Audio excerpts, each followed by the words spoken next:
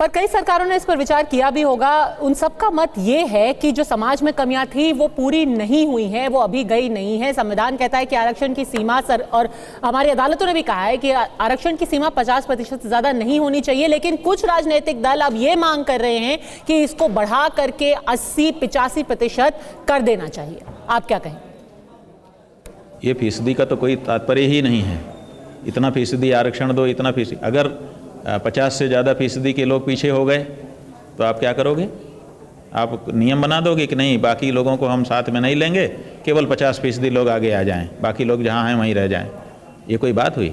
इसलिए ये जो फीसदी वाला फार्मूला आप लोग लगा रहे हैं आरक्षण के ऊपर, इसका तो कोई मतलब ही नहीं है। मतलब इस बात का है कि कौन पीछे रह गया है सामाजिक रूप से, आर्थिक रूप से, उसको सबल बनाया जाए ताकि सामाजिक आर्थिक रूप से आगे बढ़ करके वो देश और समाज के विकास की भूमिका में योगदान कर सके। यही मूल उद्देश्य है और यही होना चाहिए। कम इन्वेस्टमेंट में शुरू करें अगरबत्ती बिजनेस। घर बैठे हर महीने 80,000 रुपए कमाने का मौका। ज्यादा जानकारी के लिए अभी डाउनलोड करें फ्रीडम ऐप। पर देश में एक और बहस भी छिड़ी हुई है। विपक्ष चाहता है कि जाति जनगणना हो। आप क्या कहेंगे? क्या देश में अब जाति जनगणना कराने का वक्त आ गया है? क्या कहेंगे? नहीं, ऐसा है कि हमारे यहाँ जातियाँ हैं और ये काल्पनिक नहीं है, ये जीवन में समाहित हैं। तो हमारी सरकार को पता होना चाहिए कि किस जाति के कितने लोग हैं। इसमें क्या खराबी है? अगर सरकार ऐसी व्यवस्था करती है कि हमारे देश में किन किन जातियों के कितने लोग हैं और उनकी क्या परिस्थिति है, तो ये हम समझते हैं कि ये स्वागत योग्य कदम है।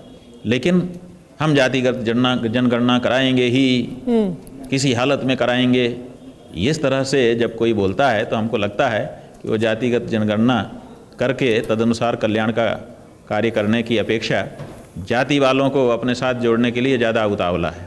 और जब दूसरे कहते हैं कि नहीं, हम किसी हालत में ये होने ही नहीं देंगे, वो भी ताल ठोंकते हैं, तब हमको लगता है कि ये भी जाति के नाम पे राजनीति कर रहे हैं।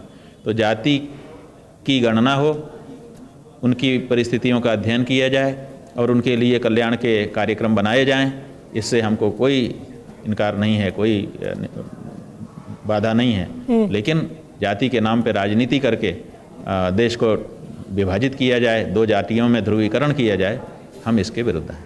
ठीक है, स्वामी जी हमसे बात करने के आपका बहुत बहुत धन्यवाद। क्योंकि अब ये सिर्फ राजनीति तक, संसद तक, सड़क तक, पार्टियों तक सीमित नहीं है। समाज का हर वर्ग, संत समाज भी इसकी चर्चा करने लगा है। के शर्मा, प्रवक्ता भारतीय जनता पार्टी, थोड़ी सी देर में हमारे साथ जुड़ेंगे। एडी में हमारे साथ जुड़ गए हैं महासचिव आरएलडी मलूक नागर जी हमारे साथ है। डॉक्टर टीना करमवीर कांग्रेस से हमारे साथ जुड़ गई हैं। प्रवक्ता आरजेडी की प्रियंका भारती हमारे साथ है और गंगा सहाय मीना जी दलित चिंतक है। प्रियंका जी, सबसे पहले आप ही से बात शुरू करूंगी।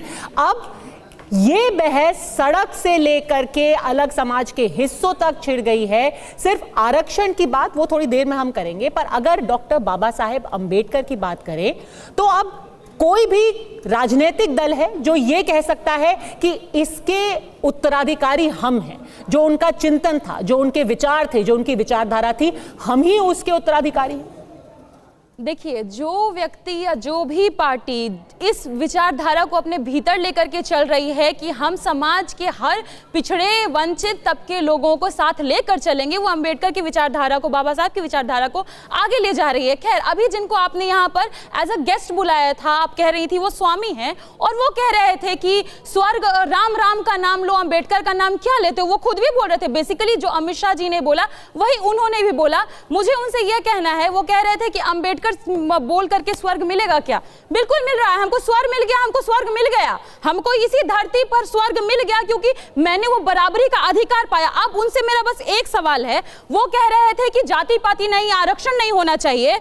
आरक्षण कहाँ है? सुनिए, शारदा पीठ के शंकराचार्य थोड़ा सा मैं यहाँ करेक्ट करूंगी। उन्होंने कहा आरक्षण होना चाहिए, पर जो पिछड़े हैं उनको समाज की पहली पंक्ति में लाकर खड़ा करने के लिए आरक्षण की जरूरत है। पर कब तक ये होना चाहिए, इस पर विचार की जरूरत। कब तक होना चाहिए की जरूरत जी, कब तक होना चाहिए उस पर विचार के ऊपर मैं बता रही हूँ कब तक होना चाहिए। वर्तमान में 4 शंकराचार्यों के नाम सुनिए। शारदा पीठ के शंकराचार्य सदानंद सरस्वती उर्फ रमेश अवस्थी पुत्र विधाकर अवस्थी। ज्योतिष पीठ के शंकराचार्य अवि मुक्तेश्वरानंद, जिनको आपने बुलाया, इनका असल नाम है उमा शंकर उपाध्याय। अगला पीठ के गोवर्धन पीठ के शंकराचार्य निश्चलानंद सरस्वती उर्फ नीलांबर झा। श्रृंगेरी पीठ के शंकराचार्य भारती तीर्थ जी उर्फ सीतारामन अंजनेलायु।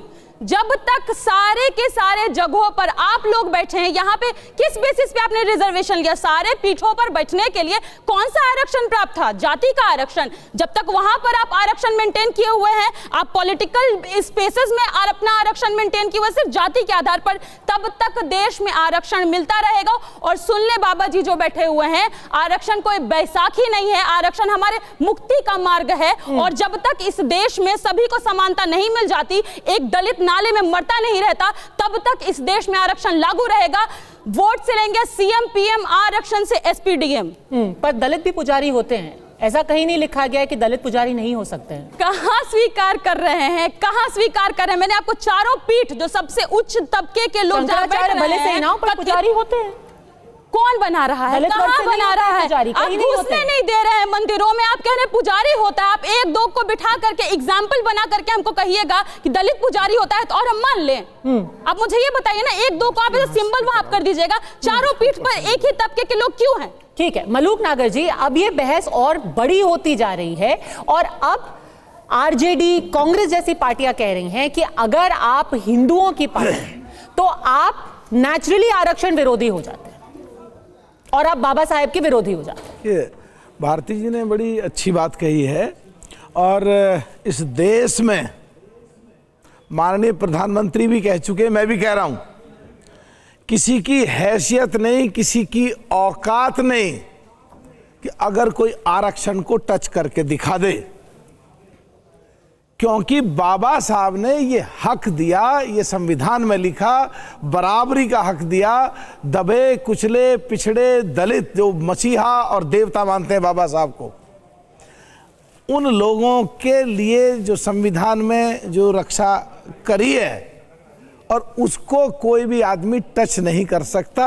पता नहीं क्यों तो बहस होती है और पता नहीं क्यों तो लोग आकर के बड़े नामचीन और बड़े पदों पे बैठे हुए लोग कुछ का कुछ बोलते हैं। और यहां तक की बात है कि राहुल गांधी जी ने तो खुद कहा है। तो आप खुद को डिस्टेंस कर रहे हैं? नहीं, तो अभी अविमुक्तेश्वर जी ने बोला, उसे आप खुद को डिस्टेंस कर? बिल्कुल, जो मुझे नहीं पता किसने क्या बोला, पर मैं, आप अपने शब्द मेरे मुंह में मत डालो, पर मैं ये साफ कह रहा हूं कि हमारी पार्टी की ये विचारधारा है, हम इसको मानने वाले लोग हैं, एनडीए भी इसको मानने वाले लोग हैं, एनडीए में भी इसी लाइन पे चल रहे हैं। और जो बाबा साहब ने व्यवस्था करी है, मैं दोबारा से फिर दोहरा रहा हूं, किसी की हैसियत ही नहीं टच कर दे। तो फिर पूरा विवाद क्या है प्रियंका जी?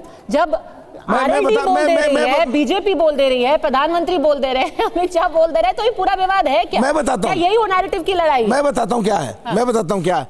राहुल गांधी जी ने खुद आकर के कहा, जब वो छोटे थे तो प्रधानमंत्री, जब उनके दादी थी, जब उनके पिताजी थे, जब मनमोहन सिंह जी थे, वो प्रधानमंत्री कार्यालय में जाते थे, दलितों के और पिछड़ों के हक मारे गए हैं, उन्होंने एडमिट करा आकर के और माफी मांगी है। लड़ाई ये है कि 75 साल में 60 साल पिछड़ों का और दलितों का शोषण हुआ और संविधान के अनुसार काम नहीं हुआ, और कांग्रेस ने बाबा साहब को 2 बार चुनाव हरवाया और उन्हें फिर दिखाने के लिए मंत्री तो बनाया, लेकिन टॉर्चर किया और उन्हें इस्तीफा देना पड़ा। लड़ाई ये है।